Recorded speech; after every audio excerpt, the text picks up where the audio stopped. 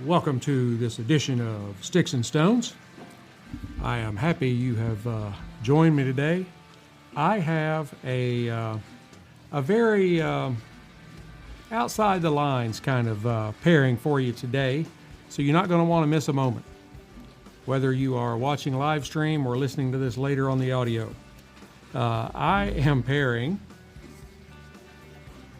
Blackland Pecan brown sugar bourbon. Blackland is out of Fort Worth, Texas. Yeehaw! And I am pairing that with a very, very good stick. I don't even have to try it yet. I know it's going to be a good one because EP Carrillo makes some of the best. And that's what I am pairing with the Blackland Pecan brown sugar bourbon is an EP Carrillo La Historia. And I am not sure if it is E3 or EIII, but that's after the La Historia. It's got a capital E and a hyphen and then three little IIIs. So whatever that means, this is it. I will tell you that this is the number 2 cigar, according to Cigar Aficionado, from the year 2014. So I know it's going to be a good one. Let me turn my volume up here on the recording just a little bit. Can't quite hear myself well enough. So anyway, very beautiful stick that I know is going to be a winner, and I have high hopes for the Blackland Texas Pecan Brown Sugar Bourbon. That's a mouthful, and that's what she said. So let's go ahead and dive right into this. Blackland's, and I just love saying this, Blackland's Pecan Brown Sugar Bourbon. Blackland's got its launch in 2018-19, so they're fairly new to the bourbon game. As I said, they are from Fort Worth. A little tip of the hat to a little tip of the Stetson to those of us from Texas. They offer several different bourbon products that include, the kind of the typical offerings, along with this pecan brown sugar, an espresso blend, which I'm going to try that too. That sounds like it's very intriguing. And then they also make a rye, a vodka, and a gin. So they're rather well rounded. The mash bill is not disclosed, but from the available information, this small batch bourbon is 51% corn, or they wouldn't be able to call it bourbon. With the remaining made of wheat, barley, rye, a conglomeration of that stuff. We'll see how sweet it is. It may give us a little indication that it might have a higher corn content, but it's at least 51%. It is a non-age statement, and it is 35% alcohol by volume, which makes it 70 proof. So let's go ahead and glass us up some. I will show you this again here on the live stream. That is, that looks like a coffee liqueur, doesn't it? All right, here we go.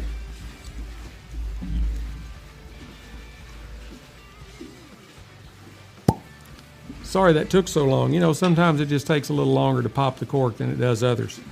But it was a really good cork pop. It does have a very interesting bottle. The bottle is, for those of you listening, really reminds you of like one of the bottles that you might find back in the pharmacy area of an old pharmacy from, say, the early 1900s, late 1800s. It's just kind of got that, it's got some grooving up and down all the way around it. It's got a flared rim around the neck, and I will tell you, now, one reason it took a little longer to get the cork out is because the cork with that rim around it, it's hard to get your fingers around it, and I have very long fingers, so it's a little more difficult for me. But let's go ahead and give it a spin. I'll go ahead and, what else can I say at this point? I can't see through it, so it really reminds you of espresso or maybe even a soda, regular Coke or Pepsi or something like that. As far as the color, just a really deep dark brown. It is very viscous. It clings to the glass very well, so it's got some pretty good legs to it. Let's go ahead and give it a sniff.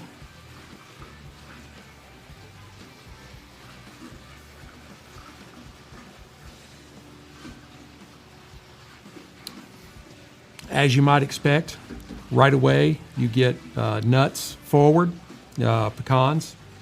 That is followed up by a really rich, sweet aroma from the brown sugar. There's some hints of caramel and vanilla and oak in it. It does have a wonderful aroma.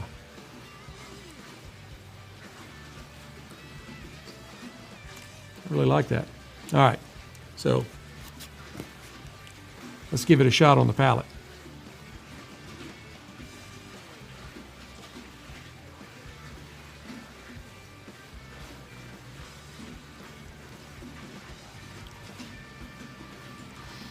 Being that it is 70 proof, it's very smooth. There's a little bit of alcohol burn to it, and a little that kind of continues on in the finish, but it's not much. It's very, very approachable. At 70 proof, it better be. But you get that kind of oily pecan nuttiness. You get like a kind of a shot of sweetness that just holds on, and that rich kind of brown sugar or even molassesy, if that's a word, kind of heaviness on the palate. I like it because I prefer sweet over spicy. I can see where the purists might be turned off to this, but it is, in my opinion, it's very good, and it's definitely distinctive. You're not going to have anything else on your whiskey shelf that's going to be anything like this. I'm pretty sure. We'll try another drink. It's really good.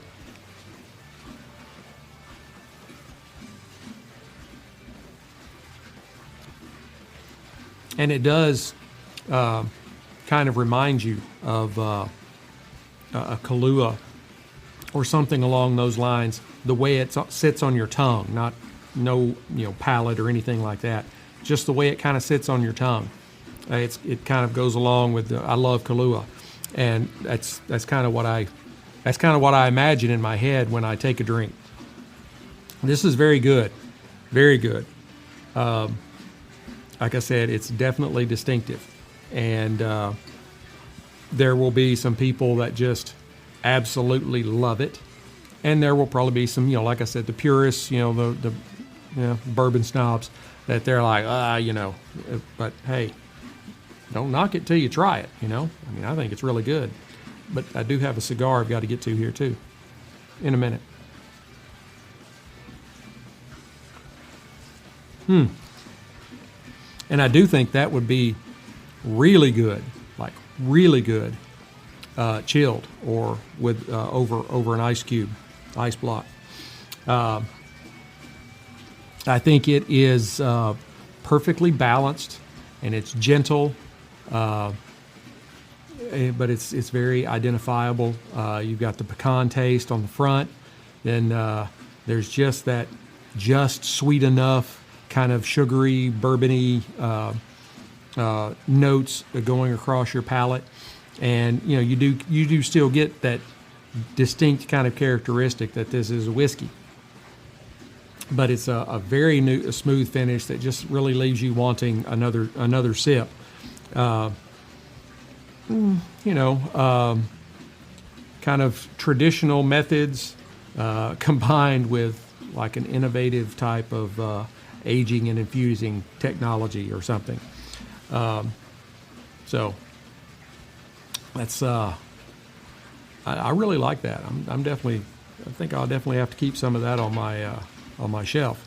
But again, now on to the La Historia. And I've really been looking forward to this cigar. By all accounts, it should give us a rich, lush, and vibrant puff from beginning to end. A style that E.P. Carrillo is known for. Ernesto, he's been making cigars for more than 50 years, and he puts out some exceptional blends. I'm sorry if you can hear my doorbell going off in the back, my 90-pound doorbell. This is considered a Churchill. It is 6 7/8 by 54. The filler is Nicaraguan. The binder is Ecuadorian. And the wrapper, I bet you can guess, it's a Mexican San Andres. I seem to be doing a lot of those lately. Number one, I really love them. Number two, it is kind of the chic in thing right now. So cigars they're coming out and they're using the San Andres wrappers. I've seen a San Andres binder. I would really like to try a 100% San Andres Puro. I think that would be very interesting. Filler, binder, wrapper, all San Andres. And the country of origin is the Dominican Republic. Now, visually, this is a soft box pressed, so it's flat on the top and bottoms, but then it's got rounded corners and rounded sides, so it's kind of a hybrid, but it is still considered a box press. It's got beautiful banding. I'll hold it up for those of you on live stream to take a look at. I do love the banding on it. And then it also came with a fabric foot band. Those are generally a little bit harder to get off, so I went ahead and took it off before I started. So anyway, visually, medium brown. It's got that kind of like paper sacky feel to it, like the old grocery sacks. Very tight seams, fairly visible. I can see them barber poling all up and down the stick, but they're very tight. It's very well constructed, as you would expect. Minimal veining. The few veins that are visible are fairly pronounced. There's not very many of them. I'd probably count them on one hand if I had to. And then, as I said, it had the beautiful double band with the light blue foot band. I've still got it laying over here somewhere, like that. All right. On the nose. Oh, and don't do this when you're at the cigar shop. Don't pick up a cigar and like run it under your nose. People don't want to smoke it after that. They're like, we don't know what you put on it. But when it's your cigar, it doesn't matter. You get a kind of a hay or grassiness.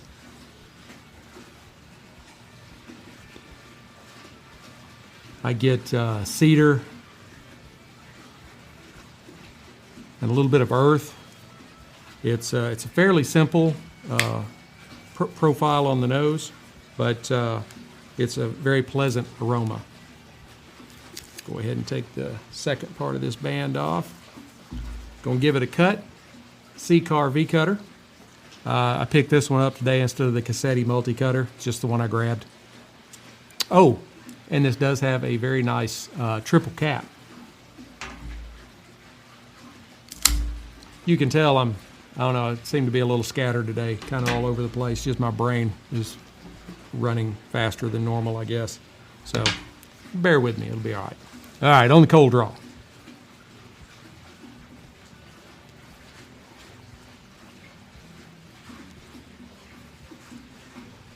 I get a real definite earthiness. And it's sort of a, kind of a damp earth kind of thing, like you're in mountainy type woods, Smoky Mountains, Rocky Mountains, and you've got, like the moss and that kind of stuff. It kind of holds the moisture in. That's kind of what you get here. And really, I'm not picking up much of anything else. Maybe, a little leather and a little bit of cedar.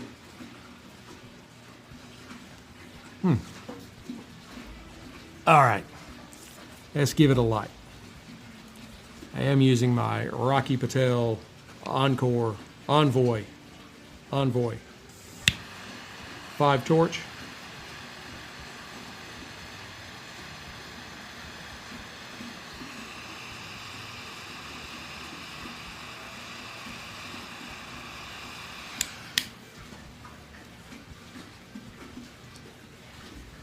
A lot of smoke off this stick right off the light.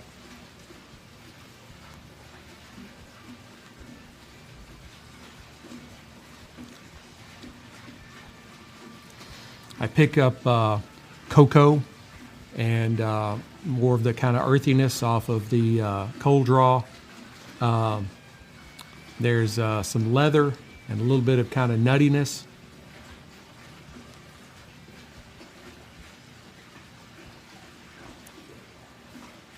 Catch a little bit of spice, maybe a little black pepper on the retro inhale.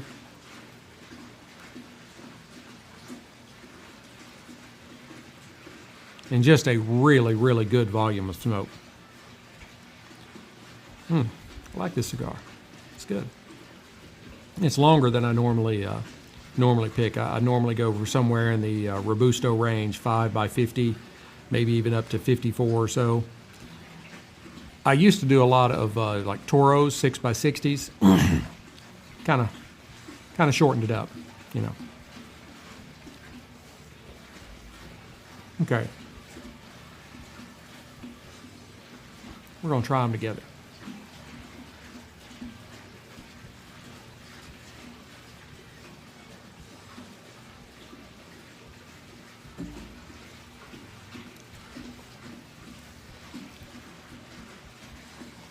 This is a very, very interesting pairing.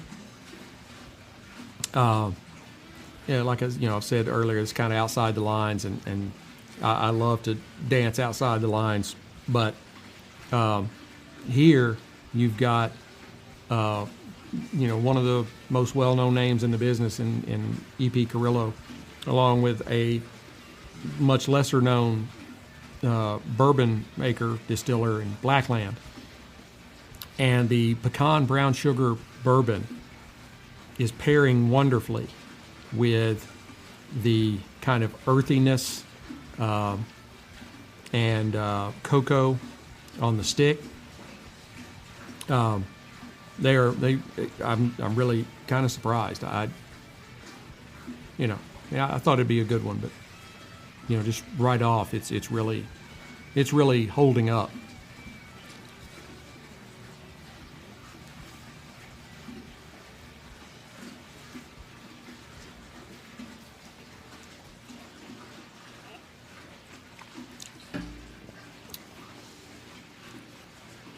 Yeah, it's like when you take a sip of the bourbon, the kind of the nuttiness and the brown sugar in the bourbon just kind of meld in with the palate notes off of the stick, and everything just kind of blends together for just an exceptional experience. And then you want to take another sip and another puff. So,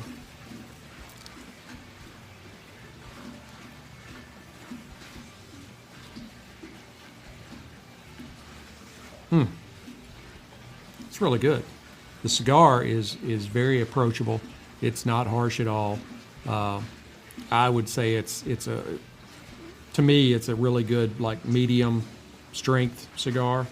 It's not mild, but at the same token, it is not overly strong, and I think that is part of also what helps the bourbon and the stick marry together very well. Is the stick is not overpowering the bourbon, and the bourbon is mellow enough at 70 proof with the added brown sugar that it doesn't overpower the stick.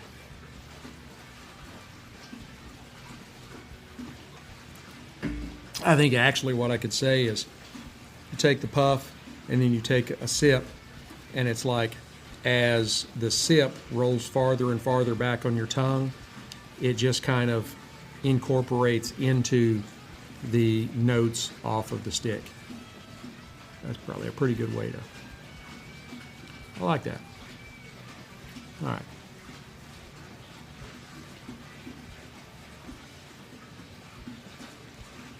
All right, for those of you on listening to this on audio, I am going to put you on hold for a little bit, and while I burn this down to the halfway mark, I will tell you before I go, I will hold this up to the camera. It is got a very, very slanted burn line to it. could be the product of my lighting. But it is. It's like it's high on one side and low on the other. I'll touch it up, keep an eye on it and see what it does. But for those of you listening on audio, I will come back at the half and give you an update. Howdy, folks. I am back.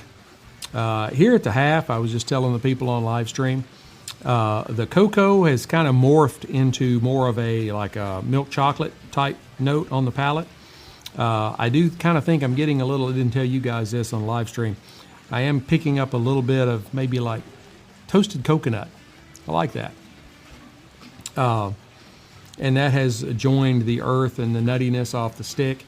The pecan brown sugar bourbon it's a surprisingly good match for this stick.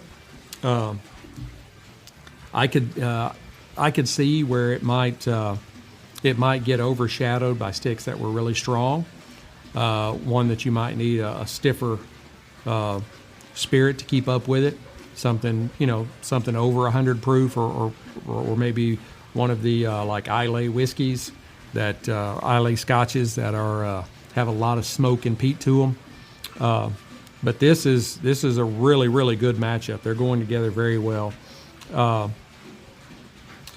The sweet, and I think I've said this before, it doesn't really reach the level of liqueur, but it's sweet. Purists, you might want to try a friend's bottle, see if you like a sip out of it, because purists will probably poo-poo it. It's not like the real regular stuff, but it is a very palatable and distinctive dram that I think it could go good on pretty much anybody's shelf if you give it the chance. I really do.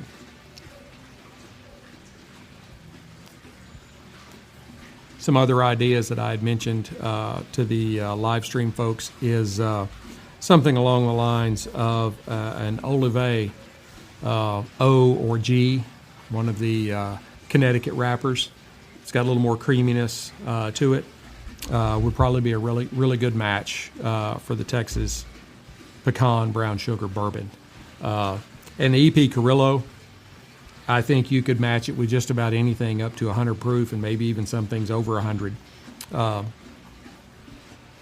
you got up like super high, you probably have to be really careful of what you got, because once you get up into the 120s, those are some very strong spirits. May not be close enough to the microphone. Sorry.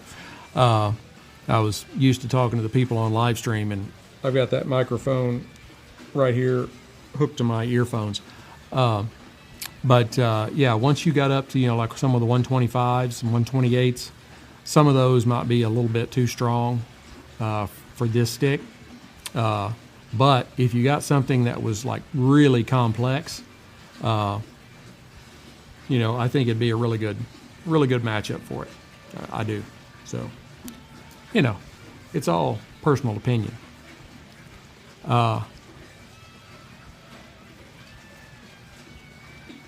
So we've got the EP Carrillo La Historia, and it has given us some cocoa that is now at the half kind of more morphed into like a milk chocolate. There's still the earthiness there, and the earthiness is kind of a damp kind of earthiness. You'd get some leather and some nuttiness. And the Blackland, Texas pecan, I have to always look at it to get all these words in. The Blackland, Texas pecan brown sugar bourbon is going very well with it. You get some really good, heavy, creamy notes of vanilla. And then you've got the brown sugar aspect, which kind of comes across as a little more like, say, a molasses. And it's got its own nuttiness from the pecans.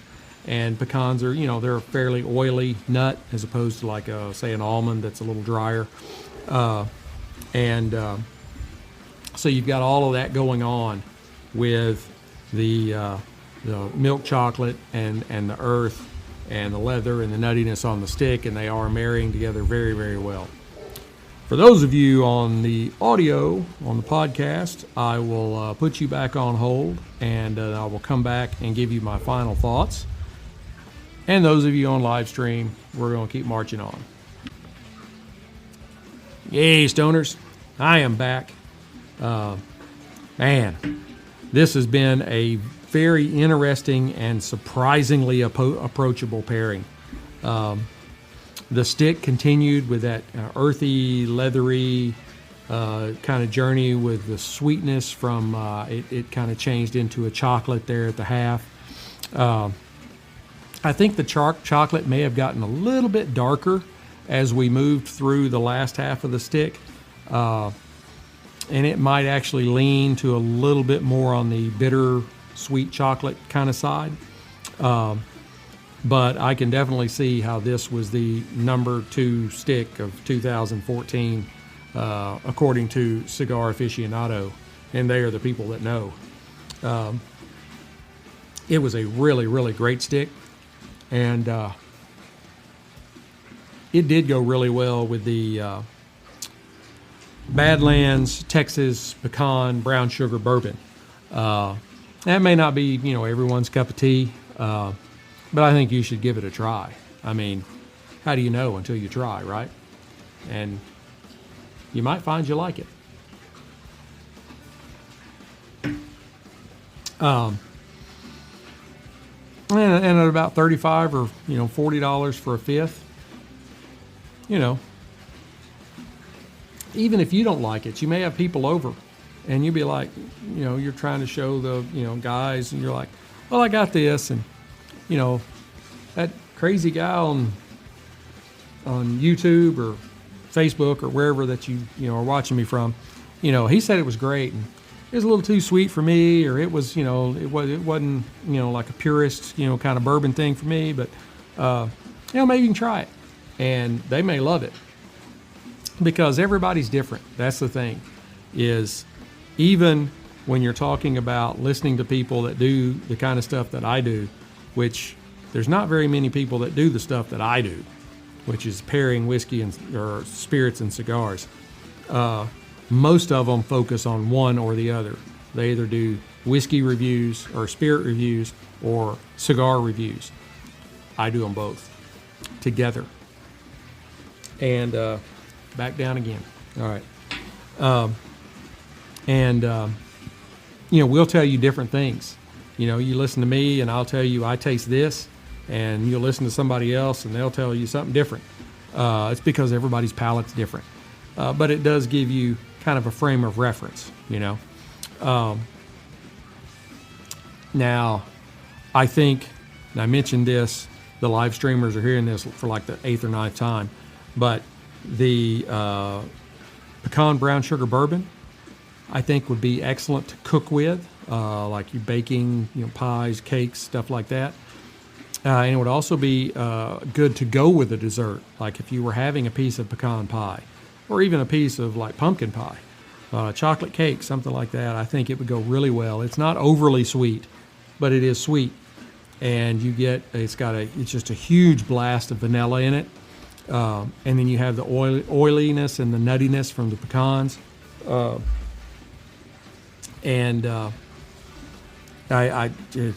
I couldn't really find anything to complain about other than to say that the purists might not like it as well. I would give it. I'd give it an 85 because it's a little light on the proof. I think they could even go a little higher. I think they could get it up to an 80 proof, and it wouldn't change the dynamics of the spirit, but it would still give it enough heft, if you will, to make it in line with the lowest proof, bourbons that you can normally find. And I think that gets it up into that quote unquote normal range. You're somewhere between 80 and 100. So I think if they did that, I think there'd be even less to complain about. Not that I'm complaining, just, trying to be all encompassing. So it is definitely a nice change of pace. And the EP Carrillo La Historia, this is an excellent cigar. It really is.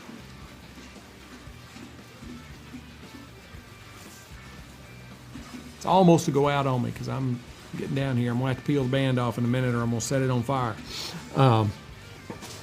You know, it's a really good medium strength cigar in my opinion, even though it is a darker wrapper. And it's got that, you know, really nice earth and cocoa or chocolate and a little bit of nuttiness. And it just really went well with this particular spirit.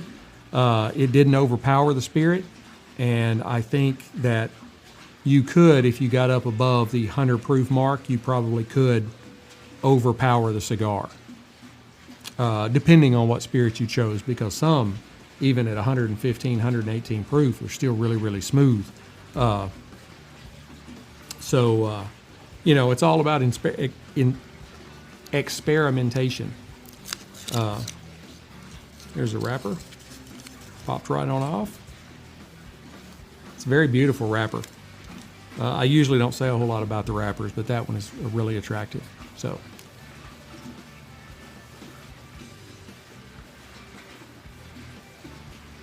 Still just, even though we're down to the end, it's still just a really great stick. I just want to go back and take another puff or two off of it.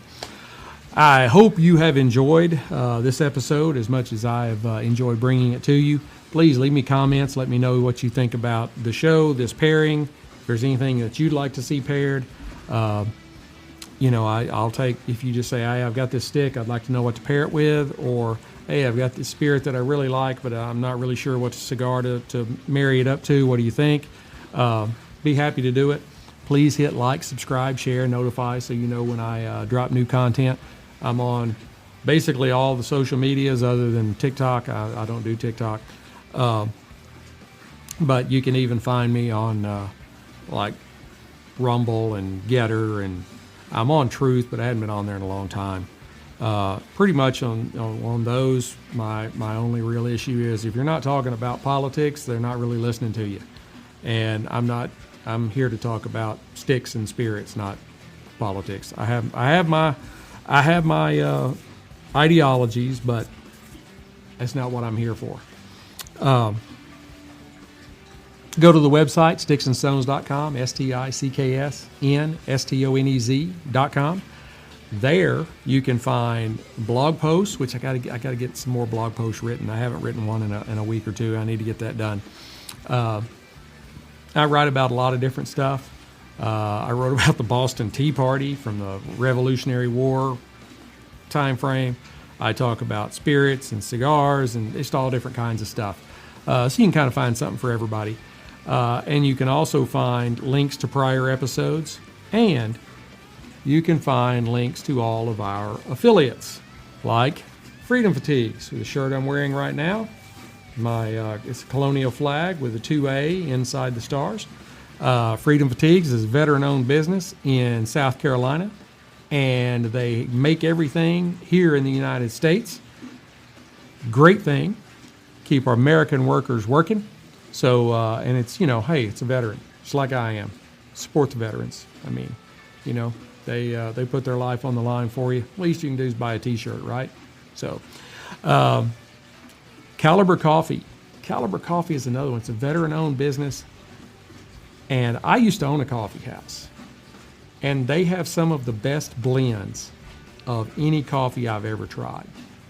They don't do any single origins. It's all blended, but I prefer their lightest roast, which is 22 caliber, but their 9mm, everything is gun caliber, bullet ammunition related. And so once you get up to the 44 Magnum and 300 Blackout, you're in the really dark roast. And I've tried all of them, and they're all good. I just prefer that 22 caliber. It's really good. They do the K-Cups, they do whole bean, they do grounds. You can get anything you want. There's a link to them right on our website. And True Classic Tees. I have a lot of True Classic Tees. I got to where I don't even wear my polo shirts nearly as much as I used to. You know, pullovers with the collar. And then definitely need to go by and see the folks at Total Wine and Cigars International. I put a link to the spirit and the cigar at Total Wine on every episode of the podcast. So when you go and you're listening to the episode and you're reading the description, it'll tell you, click this link to go look at the cigar. And you can go look at it while I'm smoking it and tell you about it. And you can order it right there. So, and also Tip Top Proper Cocktails. Pre-made cocktails in cans. Come home from work and you're like, I sure would like a martini, or I sure would like an old fashioned, or I sure would, you can buy it in the can and have it in your refrigerator. You don't have to worry about trying to mix it. Keep it cold, put it in a glass, you're good. And the folks at Keeper's Heart Whiskey. They make some excellent whiskeys. They are the only place I have found that blends Irish whiskey. Their distillery their operation is in Minnesota. They blend Irish whiskey with American whiskey or bourbon, and they have some excellent stuff. There's a link to them as well. So that is it. That is all for today. I hope you've enjoyed it. I look forward to getting together with you again. But until then, keep your sticks dry, your stones cold, and have a great day.